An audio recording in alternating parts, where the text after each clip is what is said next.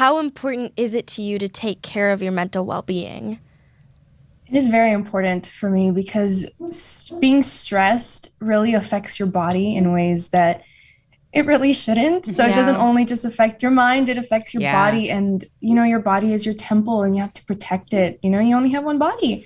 And so it's just finding ways that work for you because everybody is different. Yeah, absolutely. I was curious just where you feel the most stressed in your life. Like, have you been able to identify things that stress you out more than others? Mm-hmm. Oh, yeah. I mean, life in general. I know. That feels like a pretty obvious question. As I'm getting older, I'm finding new things that I'm stressing about. Like what? Taxes and gas prices. Like, just things like that. And also just like relationships and friendships and boys. Just, they're stressful. Well, we're covering a lot of that on this show. Oh, yeah, for sure. And I want to ask, relating to that, and this also relates to the answer that you already said, how stress manifests in your body. How specifically do you feel it, since it is so different for everybody? For me, I get rashes, hives. Wow. My body does just shut down when I'm exhausted. And I get back pain. I can really go into debt. During COVID, I developed this tic that's kind of like Tourette's syndrome, but it isn't because I was diagnosed later when I was over 18. So they call it tremors. Oh, wow. But yeah, when I went to go see a neurologist, they were like, I thought you had Tourette's syndrome. And I was like, nope, this is fairly new and it's really scary. So stress, again, it just really does affect you. And they never found anything wrong with me. But even now, if I'm really stressed, anxious, or very tired, it flares comes up out of nowhere. Yeah. Wow. That must have been so scary to have that pop up. Yeah, I was going to ask, not knowing what that was really stress you out? Did that affect it even more? It was really scary. It was very ongoing. It never stopped in the beginning. It was just ongoing, and it really scared my mom and my dad. It really scared them. There is that balance of mind and body, but when we get sick, and obviously we've all been living through a pandemic, so when we think about worry and we think about stress and we think about wellness, they're all very real things. They're all very real things. And I think you're right. Like, sometimes things can go wrong in our body that we weren't expecting, and then it makes us feel really out of control. I know that's when I feel the most anxious, when I feel like I can't control something directly. No, yeah. It's such a weird feeling, and you're never really taught how to cope with it. So I'm really happy that they have a book about it. Yeah, we have a book. That's amazing. Yeah, me too. We're loving that there's books for the smart girls out there to kind of walk through it. But it's also great to meet folks like you who, you have a very public life. You are an actor as well. And Shay and I've been talking about this on the show. There's a big balance between your online persona and your offline persona. And so I think we were wondering if how social media might affect your mindfulness and mental well-being. Social media is very interesting. And I know in the beginning of my career, I thought, you have to post every day. You have to be active, and you have to just be out there. And I think that really does something to your mental health, worrying about how people are reacting to what you're posting, if people like it, if people dislike it. And it's just not it for me. And I know now I don't have any notifications turned on for social media. Wow. If I'm on it, I'm on it. If I want to post now, I post because I want to, not because I have to. And I think that's something that is something I'm always learning. And, you're always like caught up in like the loopholes of stalking somebody on Instagram and being like, oh, why isn't my life like theirs? And it's just, you have to let it go. And I'm also really bad at answering DMs. Again, like if because my notifications aren't turned on, like, I'm not going to respond. I'm so sorry. But it's just also that thing that's like, I'll respond when I have to, and it's nothing personal. Well, sometimes when the phone dings, if you get a notification, it also creates anxiety because there's bells going off all the time. I was going to say, those are some things that I'm working on with myself, with like trying not to constantly be on my phone. And I have a lot of my notifications turned off too. But I also want to ask specifically, like not relating to online things, what else helps you when you're stressed out? Maybe about like when you were stressed out about school or when you're stressed about work or just other life things, maybe friendships, relationships, what helps you there? Oh, I'm a very creative person, so I like to crochet and Oh, that's cool. like bucket hats. That's fun. And I fun. like to also like make paper and junk journals with my sister and my mom. What's a junk I know journal? the junk journal, so it's basically all this like pretty paper that we just like find in places, and we just make a notebook with a cereal box. And you kind of just like sew it on, and you have like a junk journal. So they're really cool. I've never heard that. I've never heard that name before. Yeah, I love me that. either. That's really cool. Pinterest, man. Pinterest gives you the ideas. I'll have to send you guys one. I would love I'll that. make some. I'm like a big like vision board maker. Like I will do those kinds of things, but I've never heard of a junk journal, and I love journaling. So that might be a new project for us, Shay. I'm a big vision board person too, but I use Pinterest for it. Yeah. Pinterest is awesome. And also like writing, working out. I like just sitting at the piano and writing. That's something that just kind of relaxes me, and my cats really also help with that. They're apparently like natural healers. So well, their purrs are at like the vibration of love. Do you know that? About that? I thought that was so cool. Oh yeah, and especially if your really kitties are on you and where they purr on you. Like my kitties tend to purr on my neck, on my heart a little bit. Yeah. Let's give a cat shout out. What are your cat's names? One of them, her name's Whiskey, and then my other one, his name is Bublé. Bublé. Bublé. I was just about to ask. Oh my god. And what's your kitty's name? My cat's name is Lava. I named her that when I was 4. She's black and white, so I said she was kind of like dried lava, not like orange lava, which people always think of. They're like, oh, is she an orange cat? And I'm like, no, she's a cow cat. She's black and white, but I don't know. I have 3. I have Bucci, Bubba, and Luna. We love. Oh, I know. Cute. No, but you're right. My dog's name is Luna. Really? Oh, it's such a good name for our pets. My stuffed animal's name is Luna. Or our stuffed animals. But it's so true. Like animals are such a natural, like healing, loving. They love you unconditionally. Yeah. I was curious, Paulina, like as you have grown up and kind of learned more about yourself and maybe how to balance some of these things that stress you out and the ways and understanding the triggers that make you anxious. How have you chosen to talk about that with your family and friends? Has that been difficult to do? Were there any times where you felt like you couldn't tell somebody how you were feeling? It's still hard for me to communicate my feelings to people. It's a very vulnerable thing to do. Yeah. And I know like when I did go through that tick thing, my mom was really there for me until I kind of learned how to kind of talk to her about it. But even now it's still hard to talk about. But my mom knows me really well. And so she knows like, do you need to go see the chiropractor? Do you need a massage? And I'm just like, yeah, I actually do. So she helps you with that self-care. She really does. And she's always there for me, which is really great to have somebody there, whether it is a friend or a family member. I was going to say that. It's good to have somebody kind of nudge you to practice self-care when you can't realize you need it in those moments.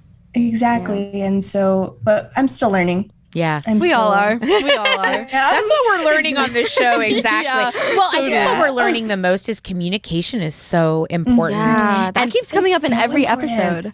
But first we have to know, like, we have to identify what we're feeling, right? In order to communicate it. And I think with mental health, what can be so hard is there's a real stigma in talking about it when you're not okay. You know, it's sometimes you feel ashamed or you feel like you might be the only one or you feel like you're not going to be understood. And I think that's why Shay and I wanted to talk about this today to kind of make it feel more normal. Yeah, it's so normal. And it really is something that's slowly getting normalized, but it needs to be more normalized because everybody should just be talking about it and about their feelings.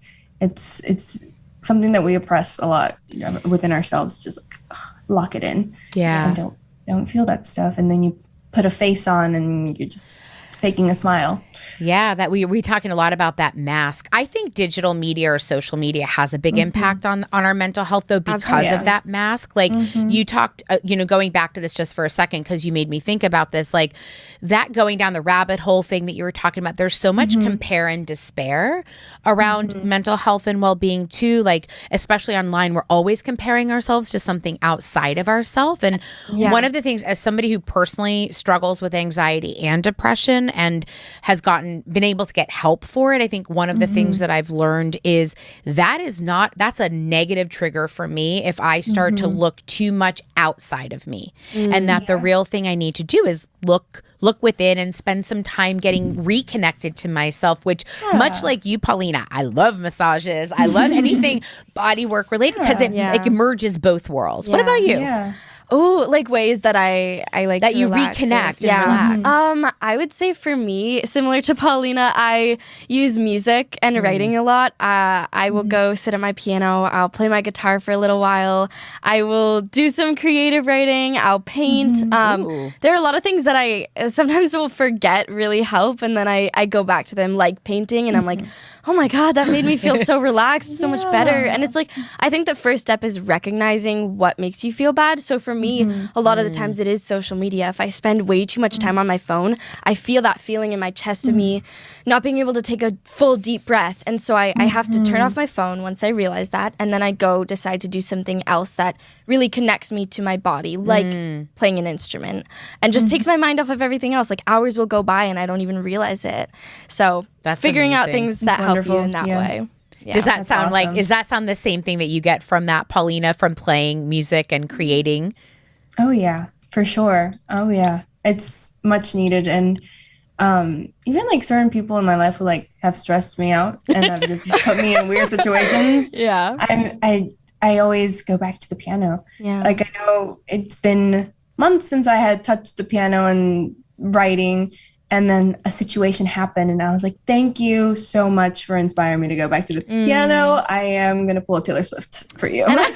I want to say that is such a beautiful way of redirecting those feelings and that energy to be able to use those creative outlets and take the negative feelings and turn it into something that actually helps you heal. Yeah, I think it is so beautiful to be able to do that. And everybody can do it in different ways. It doesn't have to be music too. Some people love working out and they love taking their emotions and going on a run. I don't personally love that, but other people do. And I do. I love boxing. I box. Awesome. And that's a great way for me to like literally physically punch it out. Honestly, I've been wanting to go to one of those rooms where you just like break glass and break things. Yes. Me too. I want to do that so badly. I've been wanting to do that just to have a lot of but I feel like if the three of us ever got to hang out in person, we would have a great crafting moment. Like you would be making junk journals. I can make some vision boards. You can paint. Yeah. Like, no, I like it as a great reminder that there are very simple everyday things that we can do. And for me, I think it's about a practice. It's not about perfection. Yes. Exactly. Yes. Put that on your Pinterest board. Oh my God, I will. I'm going to write that down later. Honestly. And it's just... you really need to be selfish with your self-care. You really do have to be selfish. And we're always like taught that not to be selfish, but no, it is your mind, your body. You have to take care of it first and foremost. Yeah, I snapped to and that. You don't have to feel guilty about doing that either. No. And I think that is something that girls in particular can struggle with a little bit more. That idea that like, if I'm taking this time, am I being selfish? But I say focus on the self part, right? It's in self-care. And you know, really the Latin origin of selfish is little self. Do you know that? Selfish, little self.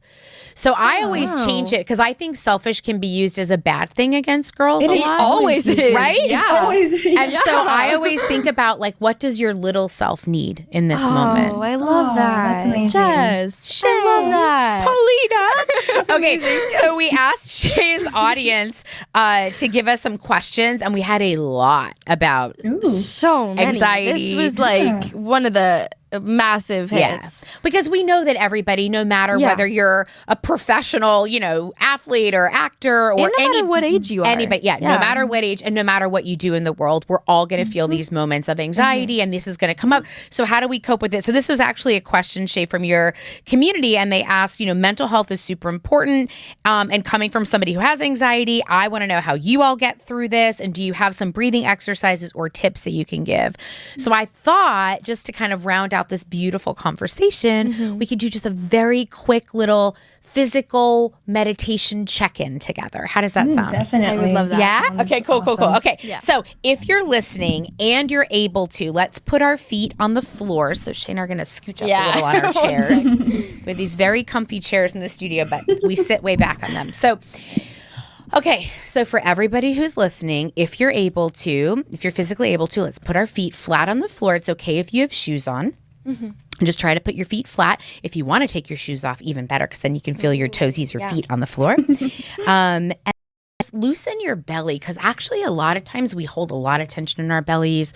I know girls are taught to always try to suck in our stomach. So, I already heard that breath happen. So let's make our bellies loose a little bit and just let your belly be the way it is. She's beautiful. They are beautiful the way they are. And now we're going to just take a few deep breaths together. I like to breathe in through the nose, out through the mouth. So let's do 3 of them. So we'll go in. Close your eyes if you choose to. Breathe in again. So hopefully your feet are grounded. If you're able to, your stomach is loose. You've taken these breaths. And then if you're able to as well, put your hand on your heart. It's a great way just to connect back to yourself and just ask yourself, how am I feeling? And don't judge what comes up. So if the voice inside is like, I'm super anxious, it's okay. Take another couple deep breaths. Focus on feeling your feet on the ground and feeling grounded.